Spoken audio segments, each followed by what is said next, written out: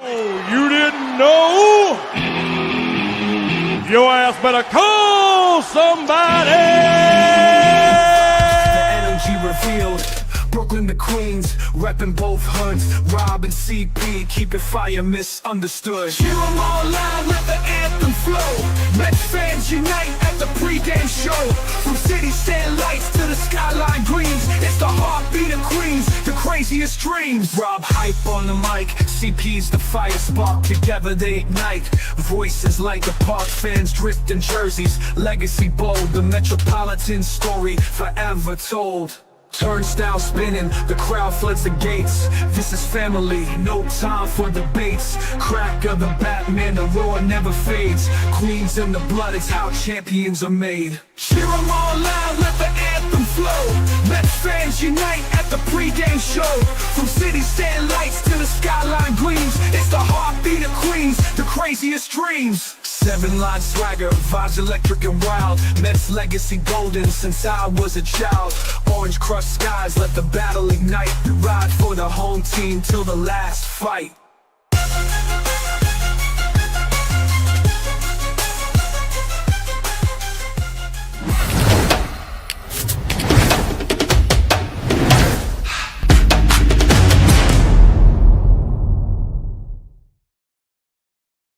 What's up, Mets fans? Welcome back to the Amazing Mets pregame show right here on the channels and on X.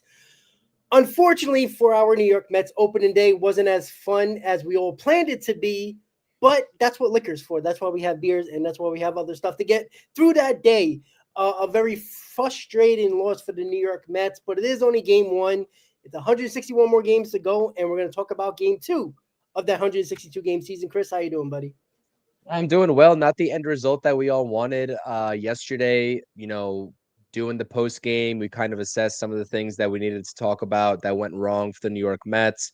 I did a recap video earlier on my channel today, just kind of expanding on some of those points and honing in on some of those points. But I'm sure we'll talk about it for a little bit in this stream before we preview McGill versus Brown going in game two. But yeah, not the best start in the world. But again, it's game one of 162. Mets fans, if you're upset about yesterday's loss, the beauty about baseball, I've always said this like through my whole life, is that you get to do it again the very next day. So it's awesome. I can't wait for it. 8:00 start, pretty late. Yeah, 8 o'clock. Oh, well, hour earlier for me, so that's a good thing. But other than that, I know East Coast. I know you guys are cool. I know, but yeah, it comes back to the frustrating part about yesterday that obviously the circumstances of opening day, the opening ceremonies, the lineup being called, and all that fun stuff. It was great to see, and you know what? Through the first inning, you see Clay Holmes, and you're like, hey, you know what? All right, he made Altuve look terrible at a pitch, basically as bad as Hader made Juan Soto look in the ninth yesterday. It was very similar, just on opposite ends of the plate, or batter's box, I should say. But it just comes back to they left 10 men left on base. They left too many men left on base. I think it was more than that. I think it was 10 or sorry, it was 10. 10 men left on base. If you give up 3 runs to a lineup that we talked about is a very good lineup in the Houston Astros, and that's without Pregame, that's without Tucker, and you see how they didn't have to hit home runs to win ball games yesterday. They were hitting the singles. It's like they hit balls all over the place, hit them in the gap. They were getting the right hits at the right time. You can't have and they had 7 men left on base yesterday, but they were 3 out of 10. We're running runners in scoring position, runners on base, so they did their job at least enough. You give up 3 runs, Chris, you got to win the ball game. The offense got to figure it out. The lineup's going to look different today, obviously with the right-hander on the mound. But what do you take out of yesterday that the Mets can use today against a right-hander who is probably at this point better than Framber Valdez? And that's the scary thing for today's game. Yeah, listen, the way that I categorize this offense and the at-bats that these guys were having yesterday, it seemed like they were a little bit – it looked like something in between lethargic and antsy. Like, I don't know how to describe it. It looked kind of a little bit lazy in terms of being complacent up at the plate, but that they were kind of a little bit anxious at the same time. So I don't really know like what has to change. I'm not sure if this is just an early season kind of thing and things are going to turn around after that. I honestly, and this is where I kind of wanted to talk about what happened last night in this very particular instance because it's a debated topic amongst this fan base for sure for as long as I can remember, right? How aggressive should these hitters be in certain situations? And I, boil it down to again situational hitting. The Houston Astros got timely hits and they were able to, string hits together, and the Mets didn't. They weren't. I mean, the perfect example of that is early on in the game. Cam Smith comes up with a runner on first base, and he's able to sneak one right past Pete Alonso to the right side, and runner goes from first to third. I mean, the Mets could have done the same exact thing, and that wasn't a smoked baseball, right? I believe that was his first professional hit in the regular season and his first at bat for Cam Smith. And it was just one of those things where things went the right way for the Astros that did not go the right way for the Mets. A couple of lucky placed balls, especially on the bounce back to the catcher to throw out Torrens in that one particular inning that ended the inning with Juan Soto up at the plate. But I think selective aggression is the key. What do you think about the Brian Abreu, I guess at bat versus Brandon Nimmo, or Brandon Nimmo at bat versus Brian Abreu? Because we always talk about it. He had a wild pitch earlier in the inning. He was kind of working hard in that inning after he was relieving Framber Valdez, who went 7 scoreless, as we all know. And then, Brandon Nimmo walks up to the plate after he just walked Vientos, bases loaded, 2 outs, golden opportunity for the New York Mets, and he's first pitch swinging. He put a good swing on the baseball and strike, to be honest with you. And again, if you're going to let that first strike go, there's not really, you can't guarantee many other strikes in the at bat, although he kind of had to if he didn't want to walk bases loaded. But a lot of people don't like that, and I understand why they don't like that. But, if Brandon Nimmo hits that ball the same way, right? Same exit velocity, same way, same distance in the gap versus right at the guy, then we're talking about a bases clearing double or triple, and nobody's complaining. So it was just a good swing, bad result. What did you make of that? Would you have liked to seen him take that pitch? Because if you're asking me what the key is, this is kind of a roundabout way to explain it. I think selective aggression, depending on the situation, is going to be the key against Hunter Brown. Yeah, and you see, the only reason why I was against what Nimmo did was because you had Valdez on the ropes. You had him on the ropes, right? And that's what you're talking about, right? You were talking about that instance. No, it was the one where it was Abreu. Abreu, that's right. I'm sorry about that. Yeah, Brian Abreu. You had him on the ropes. He was struggling. I don't know. I think in that aspect, he was already struggling. You could see his command wasn't great, and I understand the logic. And Nimmo was like, "Oh, you know what? He's going to throw a fastball over the plate. He's just trying to get one over." I understand that, but again, who has the pressure in that moment? It's the pitcher, not Nimmo. So, Nimmo, and this is why I struggle to always feel 100% confident in the new approach with Brandon Nimmo, because Brandon Nimmo of, the old Brandon Nimmo, or he probably didn't hit 20 home runs or something like that, but he wouldn't be swinging at that first pitch. And maybe that's a bad thing in certain moments, but the Brandon Nimmo that I like is the one that would have probably took that pitch and put the pressure on the pitcher, because you take a swing on the first pitch, it's like he just walked Vientos, like the pitches weren't even that close. Like you gotta understand that, and Nimmo's a smart baseball player, so you can have an argument either way. But in that instant, when he was struggling to score runs, as it is at that point, you got to you got to pay attention to what's going on here. You have been struggling to score runs the entire game.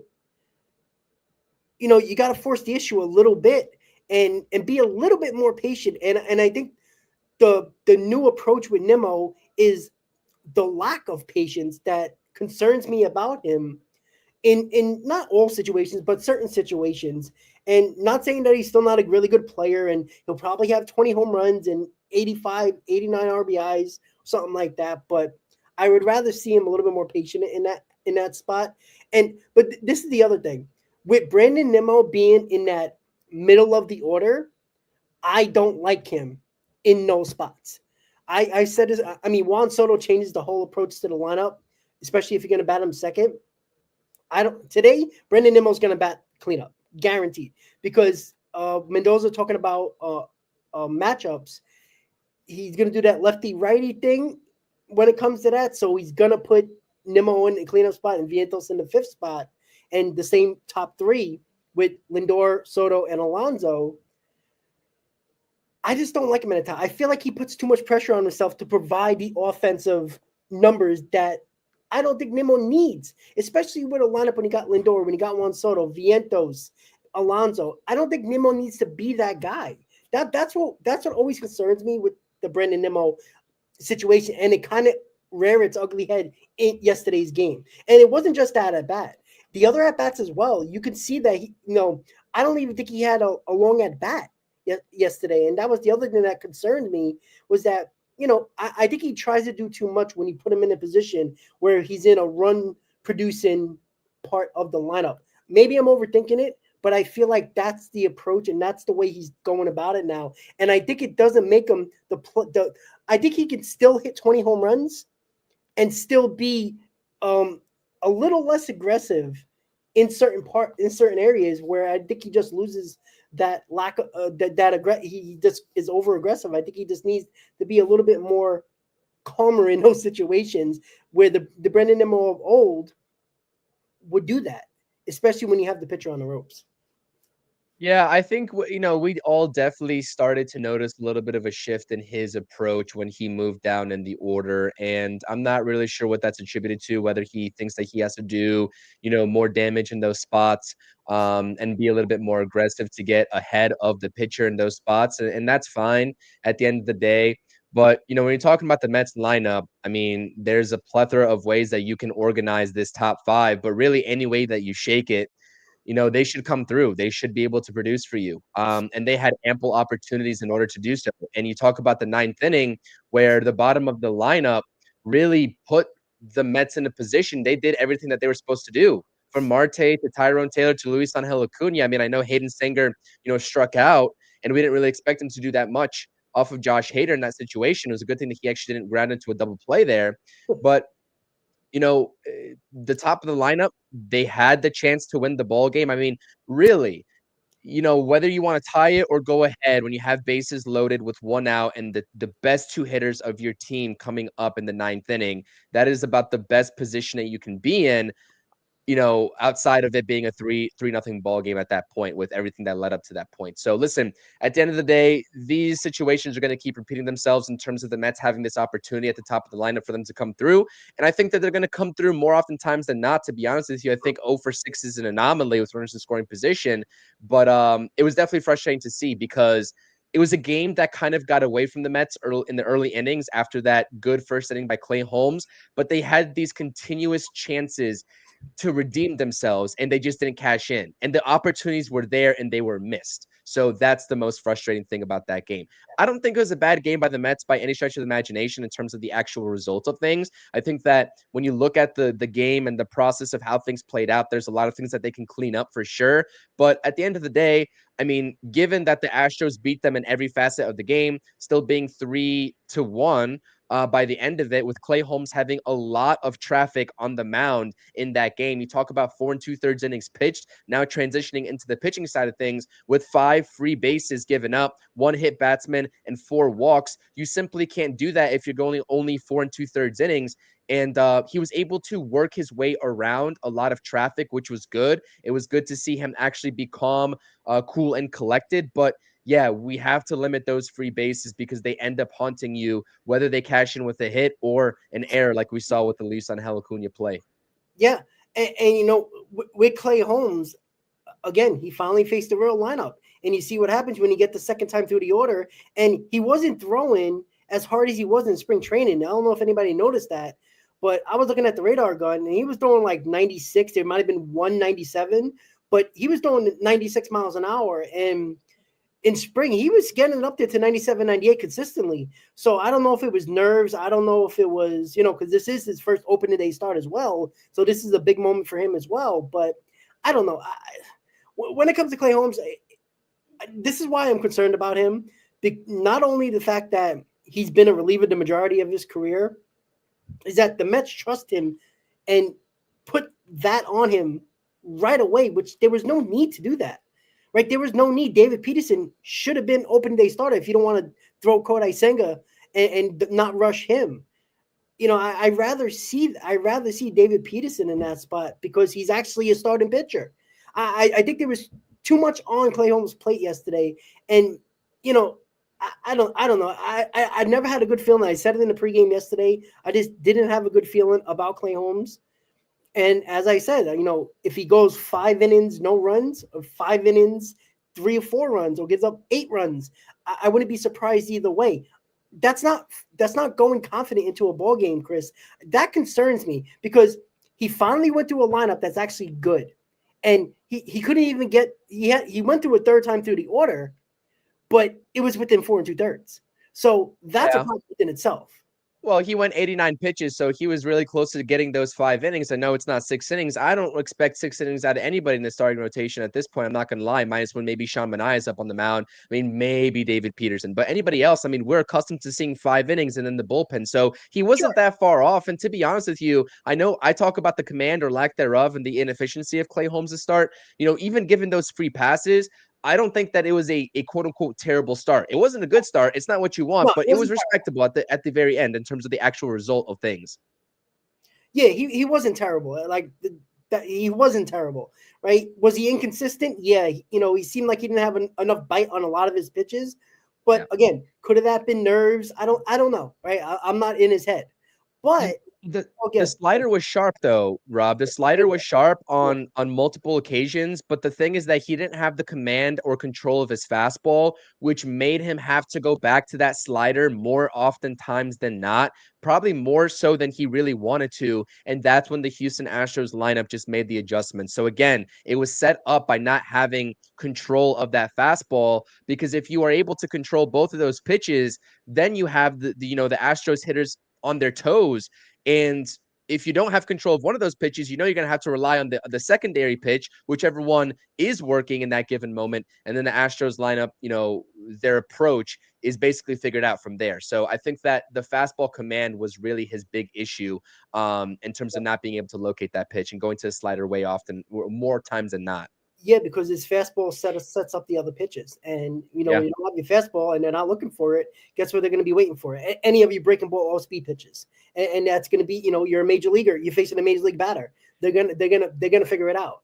And you brought up Acuna, and that hurt Clay Holmes as well. Like, whatever chance Clay Holmes had of maybe a successful start, maybe a 5 innings, 5+, 5 2/3 innings, and maybe even only 2 runs, maybe even 1 run, Acuna hurt that by a lot.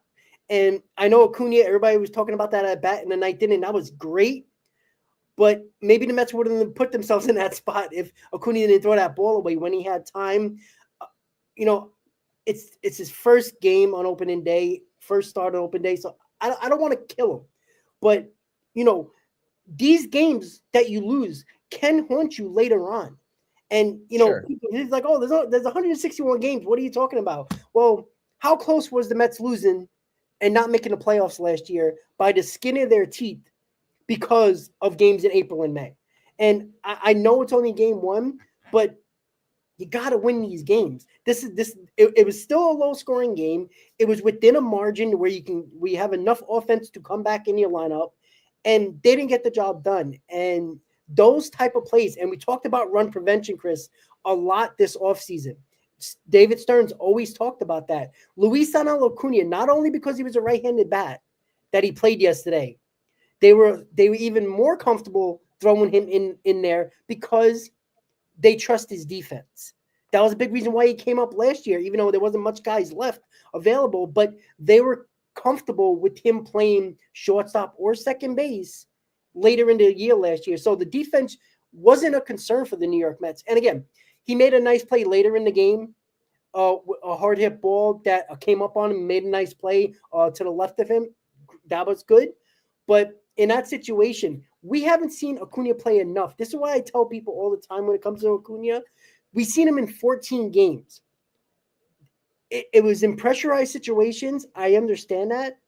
But when you watch a guy throughout the whole season, regardless if it's the minor leagues or not, and the Mets have watched him every moment of every time since he's been here, when you see a guy throughout the whole season, then you really know what he is as a player, at least, what you expect for him to be as a player. It felt like, again, I think he was a little lackadaisical getting to second base. It is slightly a new position for him. Obviously, he was a shortstop. I think shortstop should have not much of an issue being at second base. I think, a little bit of a different footwork, but he's athletic. He's played enough second base to know what he's doing. He looked a little lackadaisical and a little late to get to second when Lindor flipped him the ball. And you were like, And then I felt like he rushed the throw because he realized he was late getting to the bag. And that's why he did it. Yes, his footwork was terrible. If you looked at his body was crossed up and his arm, he had to throw across his body. And if you're a baseball player, I don't care what position you play, when you throw across your body, crazy things can happen. You can yank it, which he did, or you can make it tail. And, and you can be offline. And that's exactly what he did. And, maybe he'll make no other throwing errors the rest of the year, and that would be great. But I didn't like the signs, and this is what I think the Mets were talking about, including Lindor. It's not just demeanor off the field. I think it's on the field as well. Maybe he gets lost in whatever in his mind, and he's not completely focused.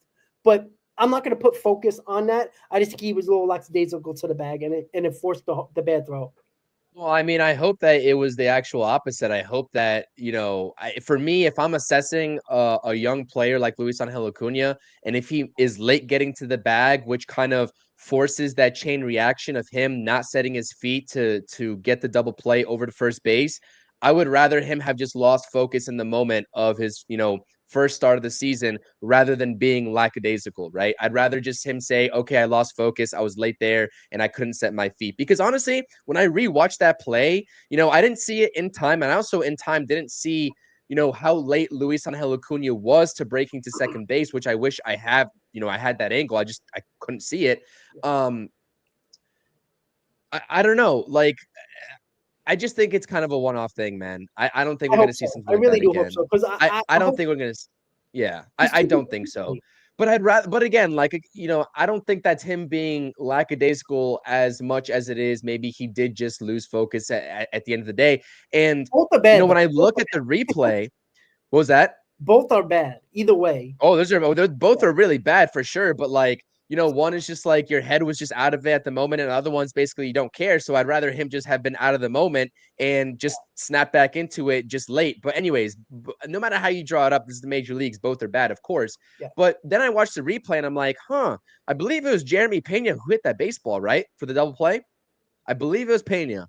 Someone fact check me if I'm wrong, because if I watched the replay, I think it was Pena. He was kind of hustling down that line. Now, again, it was a routine double play that would have gotten Clay Holmes out of the inning. That's a fact, and nothing can change that. It would have been 1-0 at the time, right? Because that made it 2-0, if I'm not mistaken.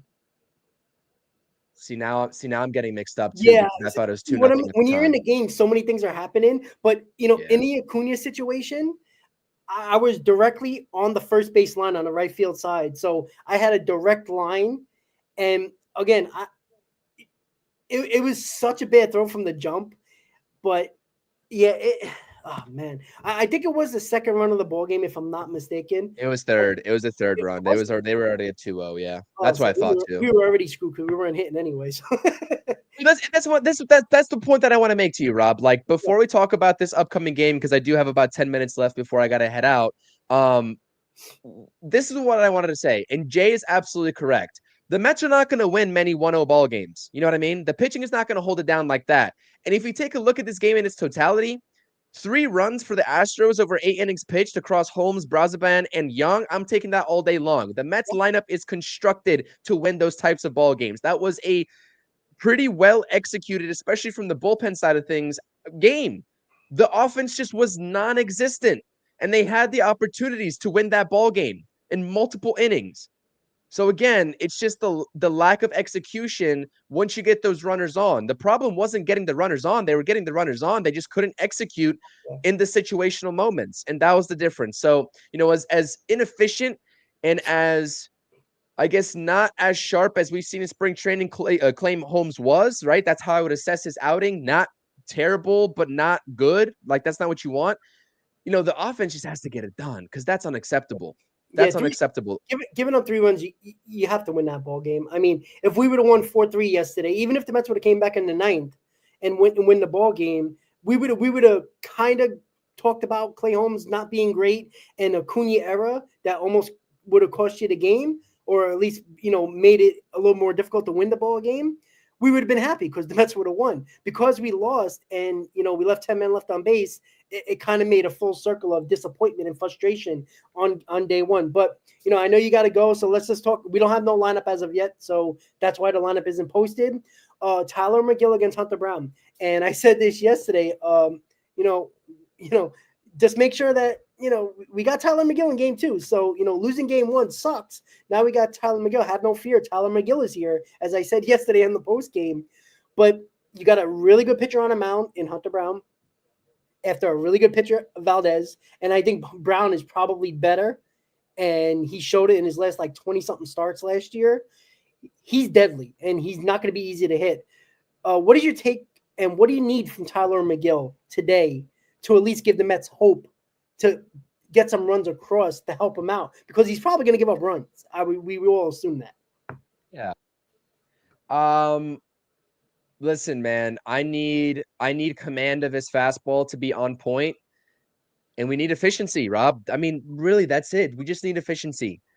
If we have a repeat performance of yesterday with the pitching, and you're telling me that it's a 3-run ball game come the 8th inning, I'm like, who do we need to start calling out in this offense to get the job done?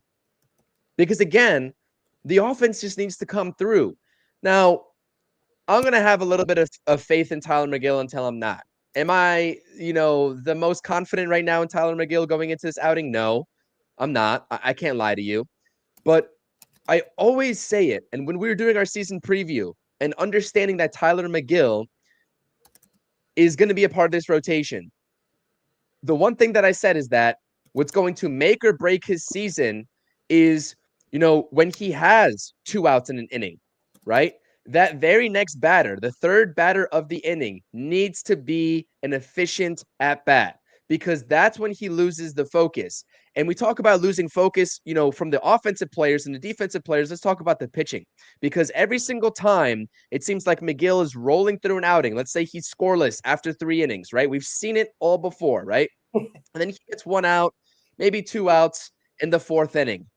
And then the walks come. A walk comes. 2 walks come. That's the issue. He hits a wall a little bit, right? So the kind of pitcher that I've assessed Tyler McGill to be in his career so far is kind of like a long man out of the bullpen.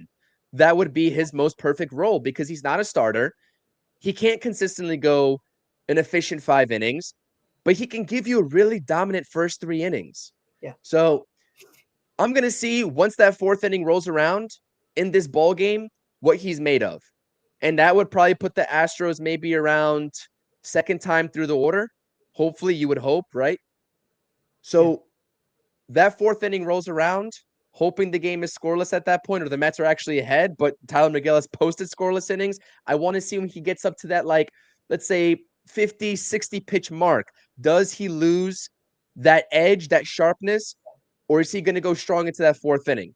That's what I want to see, Rob. I think everybody should be watching for that, because this is going to tell us the trajectory of this 2025 season, whether he can make that jump that everybody has been expecting out of him in his career that he hasn't quite been able to make into a solidified starting pitcher. Nobody is expecting him to go 5 scoreless innings today, right? He can give up a run, 2 runs, 3 runs, just like Clay Holmes did yesterday, and we could talk about, this was a solid outing and the offense didn't do their job. Keep this game competitive if you're Tyler McGill, because the offense is going to have their hands full with Hunter Brown. That's a fact. So that's what I want to see out of Tyler McGill. We'll see. I'm 50-50. I'm trying to keep even keel on Tyler McGill. He has to show me something tonight. Correct. 100%. And Joel said it in the chat that, what I was, trying to say about last season, the Mets played from behind a lot. It seemed like the pitchers gave up runs, and the Mets offense was always trying to fight, so they were trying to do too much. It would be nice to give your starter a damn lead and see how they pitch with it, because it was far and few between. And, it's, again, we've all watched baseball a long time. It's not easy to pitch while you're down. It's not easy, because the more runs you give up, the harder it is for the offense to come back. And the offense is going to press a little bit. And maybe the Mets were doing that a little bit. I feel like they were trying to, hit that 3-run home run, that 2-run home run, that grand slam. Instead of just getting the base hit and driving in two, they were trying to do too much with the swing. And they were over swinging a lot. So, look, Tyler McGill, he's going to blow up at some point. We all know that. That's his MO. Chris just said it. When is that going to happen? Hopefully it's the 5th inning. That would be great, right? We get 4 good innings out of him. Hopefully the Mets provide some runs for him, and it's not a disaster for us where we have to go into the bullpen and, hope for the best and not give up any more runs. But let's get some runs on the board. Get it early. I think, Mendoza is the guy that doesn't shut up, doesn't close his mouth. He's going to say he was probably very pissed off at the team yesterday, even though he didn't really show it for game 1 in the post game. But Tyler McGill, prove us wrong, right? Have a good start for us. I mean, you pitch more opening days, I think, than most pitchers on the Mets lately. So, get it done. It's game 2. Step up. You're going against a really good pitcher. The offense needs to step up. I think if the offense scores runs, the Mets are going to win a ball game. I mean, look who's in the ball game yesterday in the bullpen. It was Brazaban, Danny Young. I mean, those are guys that probably nobody wanted to see out of that bullpen, from the 5th inning on.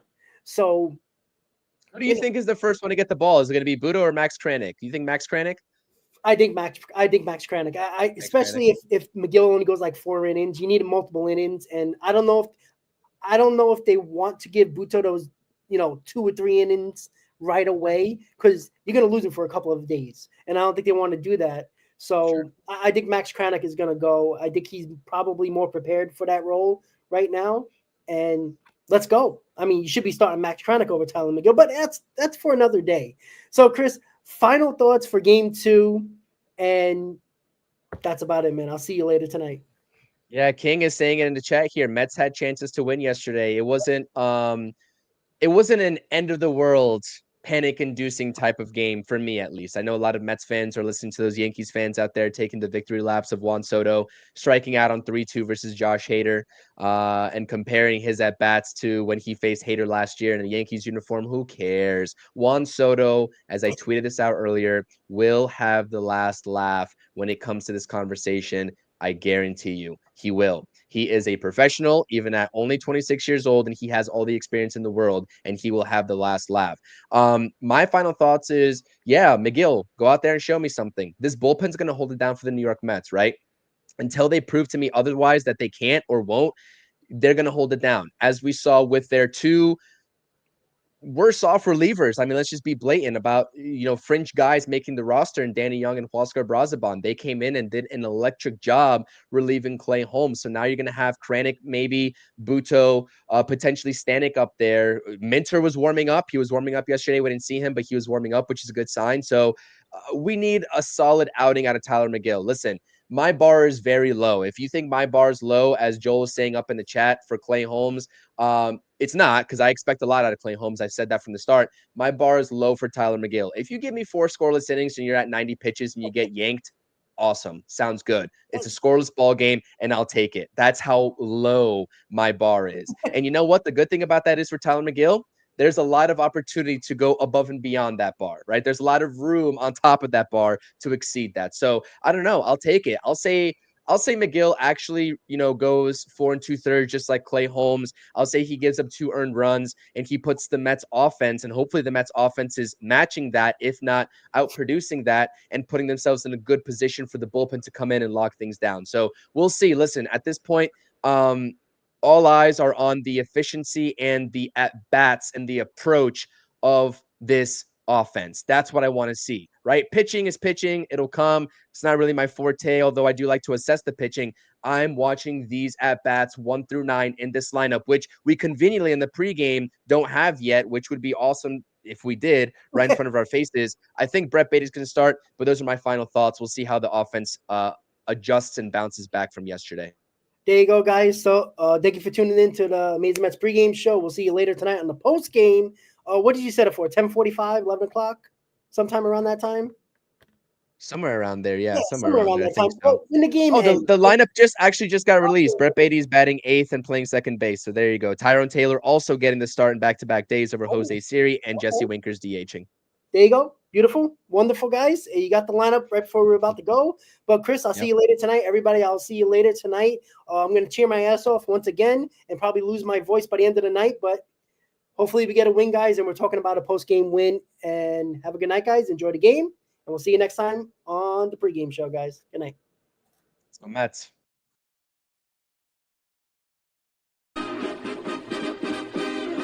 Meet the Mets.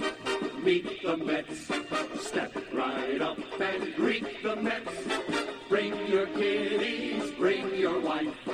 Guaranteed to have the time of your life because the Mets are really sucking the ball.